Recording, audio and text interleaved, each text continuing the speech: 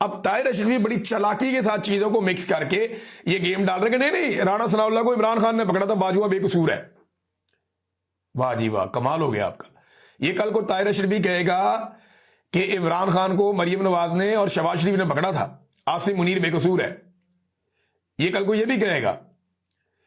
यानी ये आदमी को पता है कि मेरी साइड क्या है, इसने हमेशा पॉलिश वाली साइड पे रहना है, दूसरी साइड पे नहीं आना। ताहिर रशीद भी बड़ा क्लियर है।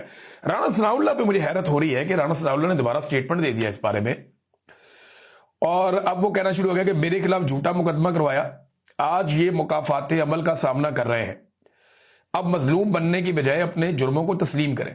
तो जनरल बाजुआ कब पकड़ा गया जिसने आपके खिलाफ झूठा मुकदमा करवाया?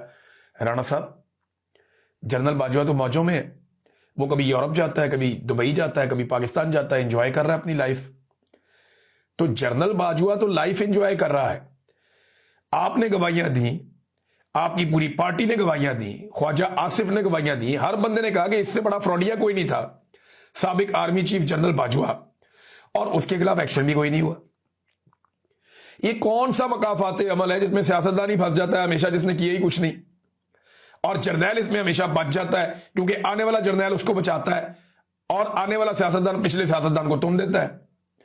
ये राणा सनाउल्लाह साहब आवे का आवा बिगड़ा हुआ है। जब तक आप सेट नहीं होंगे ना, कल को मुझे आप लोग भी जेलों में नजर आ रहे हैं।